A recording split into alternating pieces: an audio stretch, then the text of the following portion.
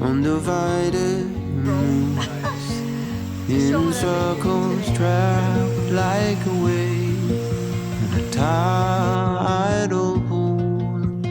Waves upon waves, the horizon in view, but out of reach.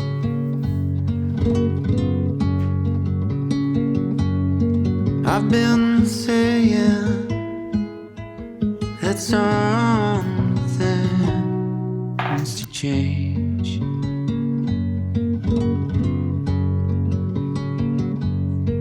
I've been saying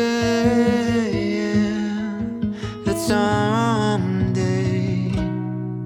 I'll change. Hi everyone. In this video, I want to talk about trends. It's the start of a new year, and trends are always kind of a huge topic at the start of a new year. We often see YouTube videos talking about what's trendy in fashion for 2026, what's trending for 2026, what's out for 2026. There's so many videos out there that talk about trends. So I thought I would touch on the whole topic of trends and as it pertains to retirement. Are there any retirement trends? Are you trendy? Do you fit into a trendy pattern? I think it's an interesting topic. I want to look at it a little bit more differently than just stating a bunch of trends. Yes, we will definitely talk about a bunch of trends, but I also want to look at it a little bit more philosophically, I guess, and really think about the concept of trends. Hi, my name is Raina, and this is Small Retired Life. On my channel, we talk about all things retirement and living our life in our 50s, 60s, 70s, 80s, and beyond. If you're new, welcome here. Based on the many comments that I see in my comment section, those of us who are older, so let's say over the age of 50, and those of us especially who are retired, seem to pride ourselves on the concept that we are independent thinkers. We don't really care about trends, we don't follow trends, and we feel that we are very independent and make our own decisions, and we're not influenced by the trends that are out there in the world. And we often think of trends as pertaining to people that are shallow or vain, or younger people who I guess are more into following trends. However, if you truly look at human behavior and modern life, trends and status shape a lot more of our day-to-day than you think and then you realize. And I think it's kind of interesting to explore that. I mean, if you really think about it, trends often dictate what we eat, what we purchase, what we wear, sometimes what we think, sometimes our day-to-day and how we think we might want to live our lives. And also trends dictate the morality of the day and sometimes even political beliefs. Trends drives so much of our day-to-day life, and sometimes we pride ourselves on saying we don't follow trends, but if you really analyze it, in some ways we do. There's always some place in our life where trend has an impact. Even the fact that as a retiree, you're saying, I don't follow trends, well, that's a very trendy thing for those of us who are retired to say. It kind of signifies that we don't care. We don't care what's out there.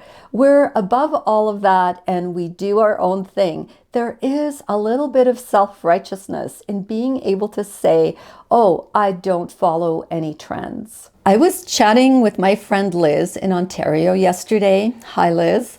And she was reading this book by an author. His name is William Storr.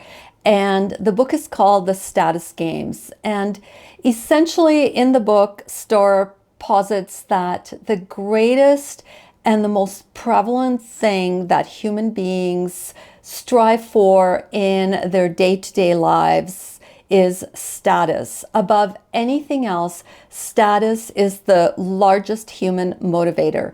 And he really delves deeply into that topic. And I was thinking about that. I borrowed the book from the library as soon as she told me about it and absolutely dove into it. I was up till like 3 o'clock in the morning last night reading this book. It's fascinating. And I knew I wanted to do this video about trends, and I thought, trends are kind of the lowest level factor that a lot of us use to make us feel like we have status and that we have a certain level of belonging in this great big world. I mean, think about it. When people are termed as being trendy, it's almost like they're a little bit above everyone else. They are people that are driving change.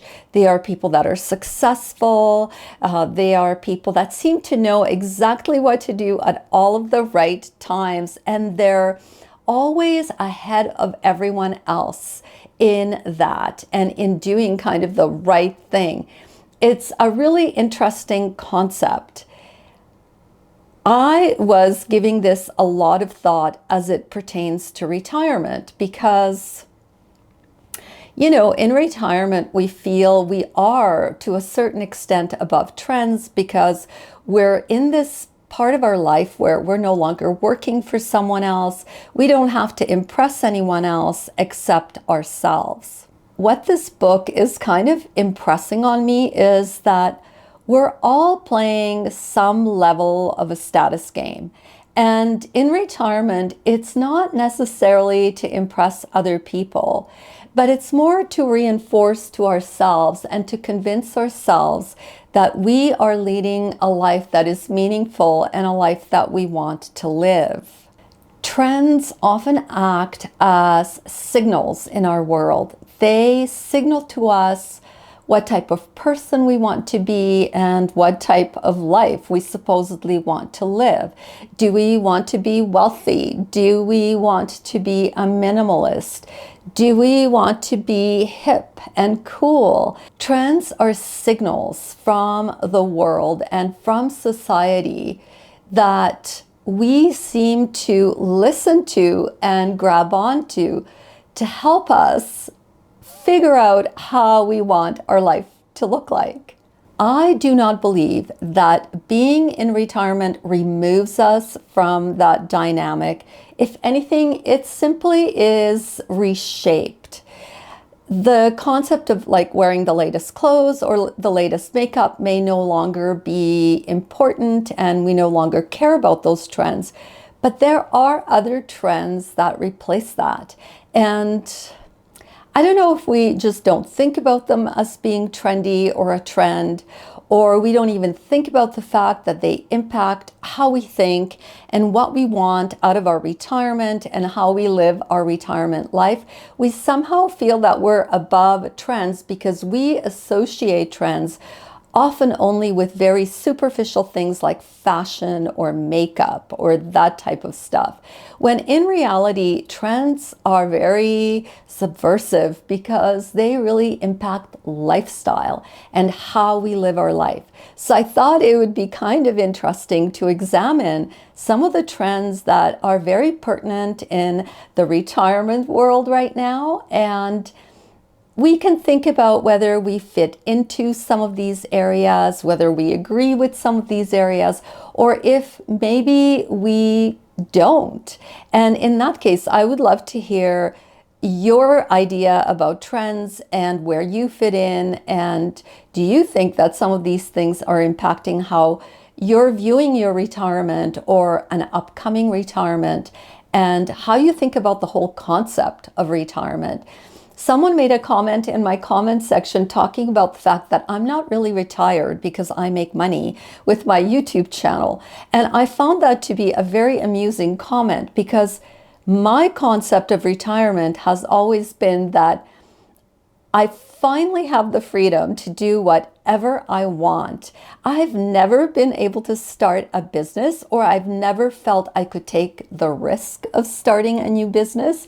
And so for me, this is a true passion project, to have my own business where I'm the boss and I make the decision. It's a dream life. And so finally, I retired from my career, and I retired into a passion project. And that's really how I look at retirement. Now, is that a trendy way to think, or is that just me? I was kind of curious. So I did a ton of research and a ton of reading over Christmas so that you don't have to, and you can thank me later. So let's delve into trend number one. So trend number one is essentially what I've just finished talking about as it pertains to myself. And that is that people are entering into retirement nowadays with a purpose-driven project or kind of a semi-retirement mindset. In other words, they're going into retirement and they're not just going to do nothing. They actually have a purpose in mind as to how they will segue into this chapter of their life. Be it that they're going to go part-time in their work, or they're going to start some kind of a project that is driven by wanting to either start a business or do some consulting, or just something where they're using their knowledge that they've gained from their career and applying it to something that is really stimulating them as far as what they want to do, what they want to be, and the type of work they want to do after they retire from their career that they've maybe held for many years.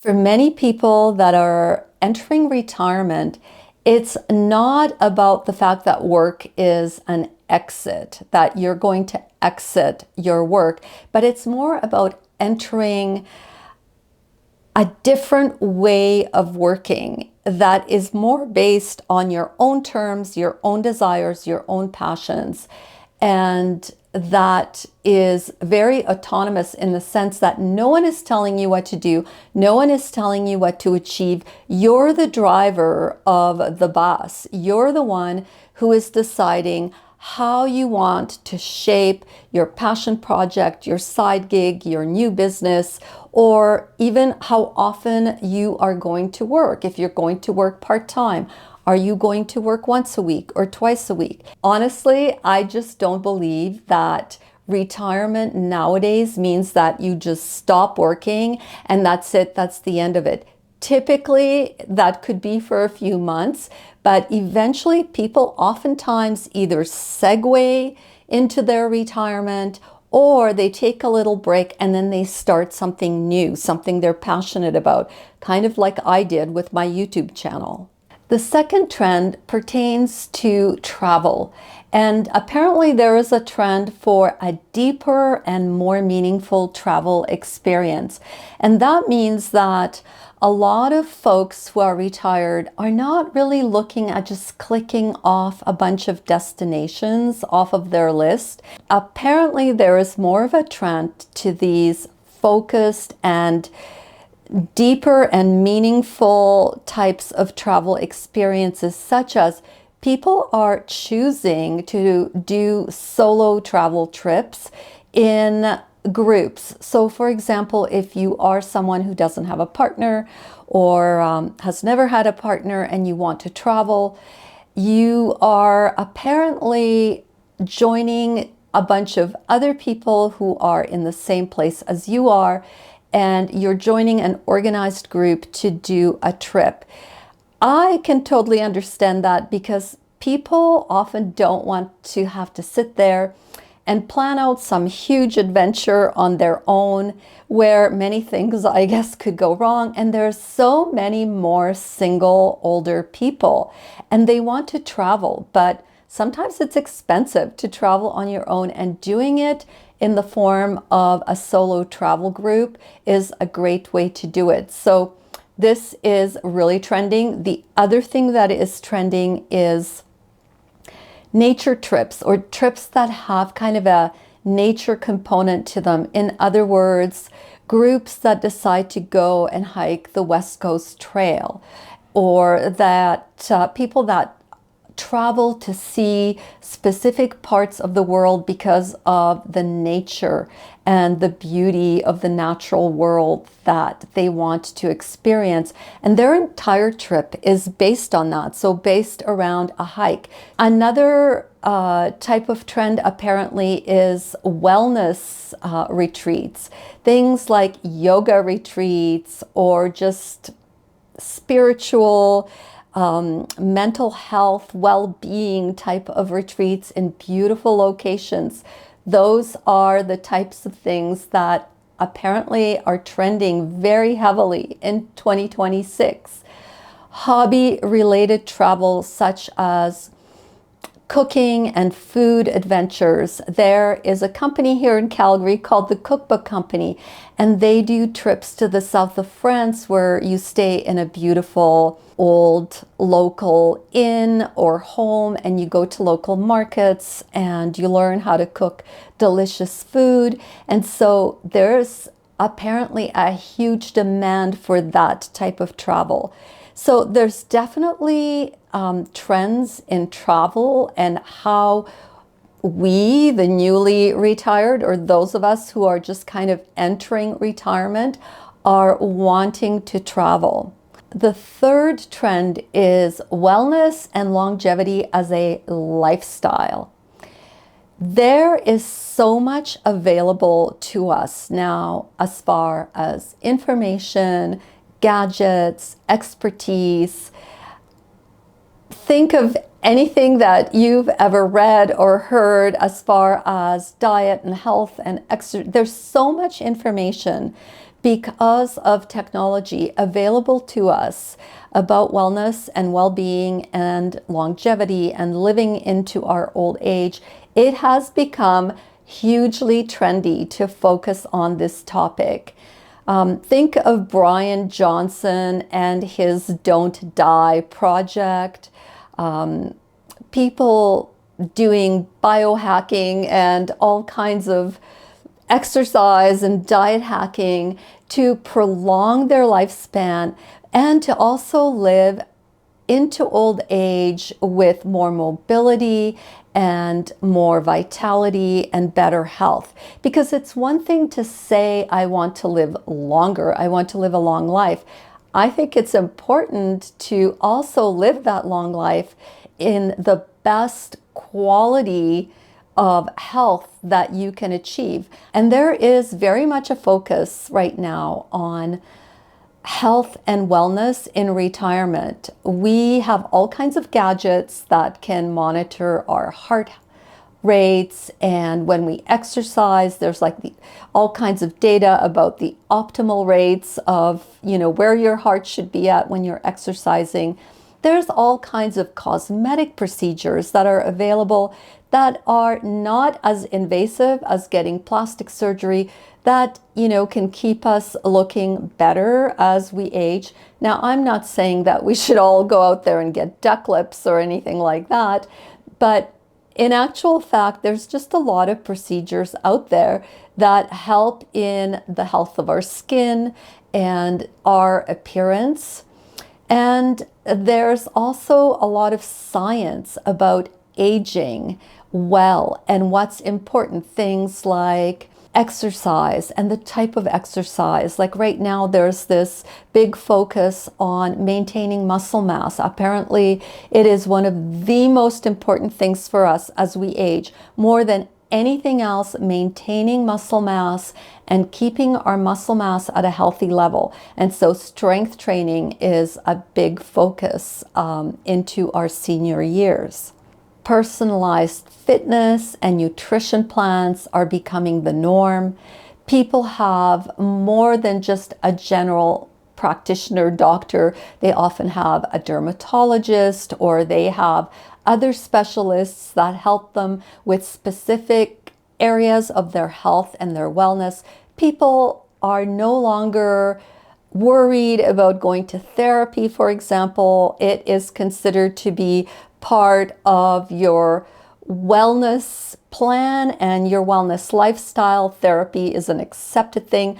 We are all practicing stress reducing practices and mindfulness practices like meditation or yoga.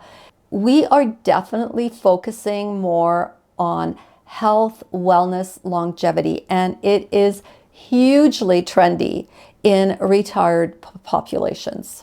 Point number 4 is technology that enables or that contributes to healthy aging and to retirement. Technology is definitely not a young person's game anymore. Most of us that are in our 60s or our late 50s were young adults, very young adults, kind of at the onset of our adulthood when computers and technology became a thing. We matured in our early adult years with the internet, and so we are comfortable with the concept of technology. Things that are trending are, for example, personal wearables. So items like our smartwatches that we use now to track steps, to remind us when to drink water, remind us when to work out. Those apparently are hugely trending, not just in the younger population, but even more so in those of us that are older. Technology is being used in areas like telehealth and remote care. So think of, for example, therapy. A lot of therapy is now done on Zoom. You can have meetings with your doctor on Zoom.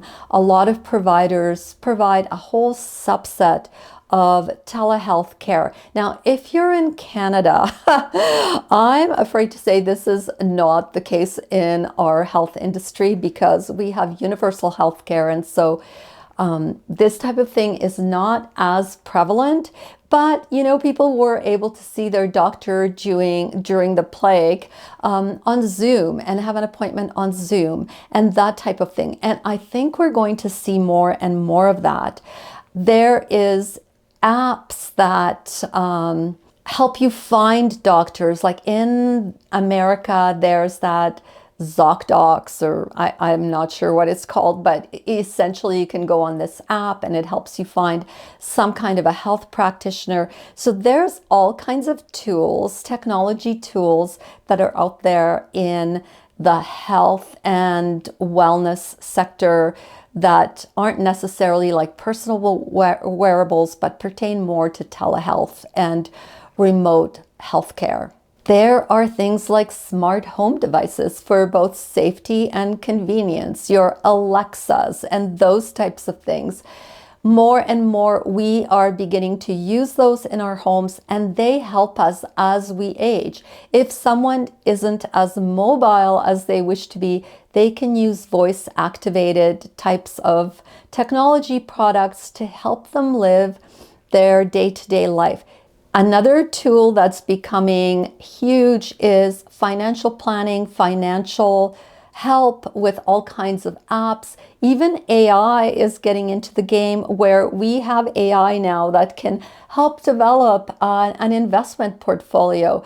I have personally not tried any of these things, but I certainly use investment apps to buy stock and trade stock.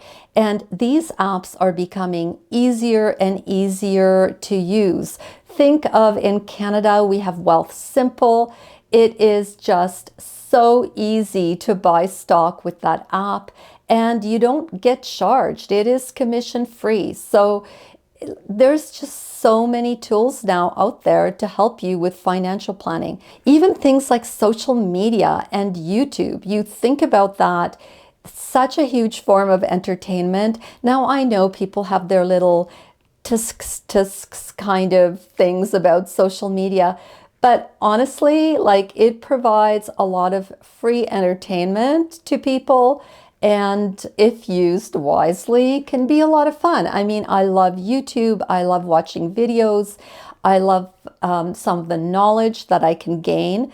So technology, definitely a huge trend. You also see this by the number of retirement channels that are cropping up all over the place.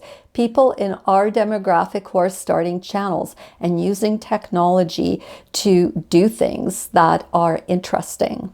The last trend I want to talk about, number 5, is mixed aged housing communities.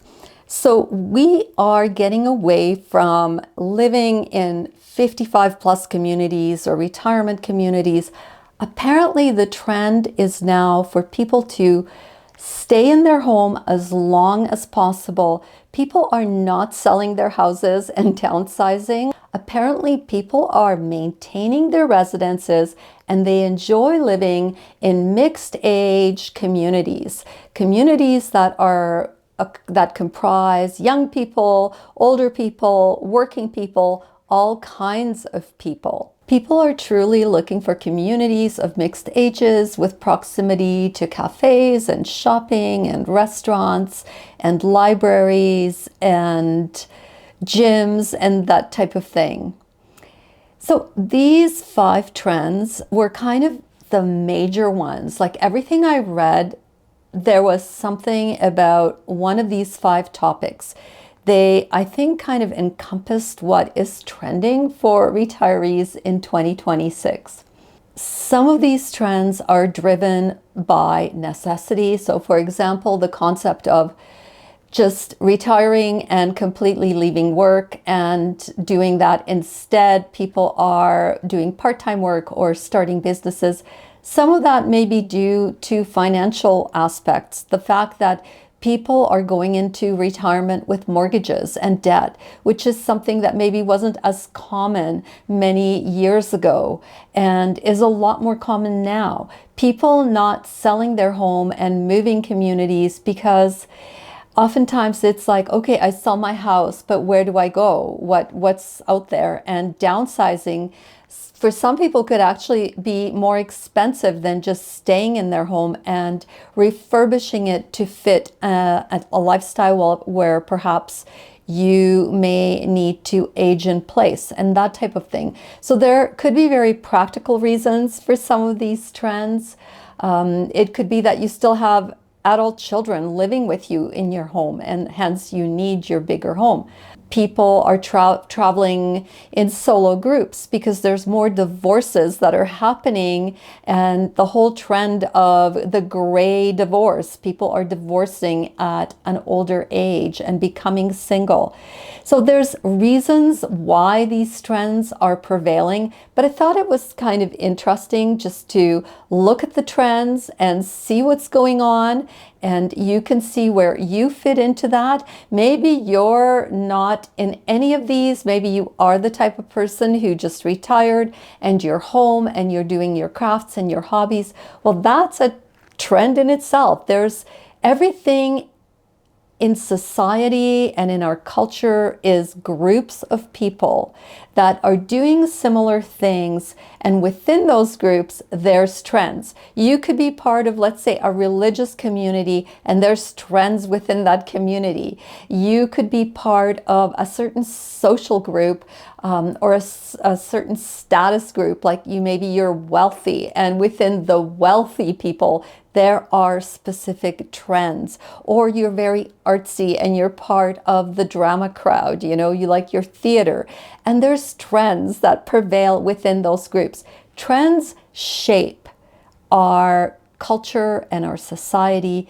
They very much do have an impact, whether you believe that or not. They have an impact on who we are and what we do. I would love to hear your thoughts. This could be a bit more of a controversial topic, I don't know, but I thought it was a fun one to do for the start of a new year. So thank you all for tuning in, and I will see you all next week at my regular time. Bye.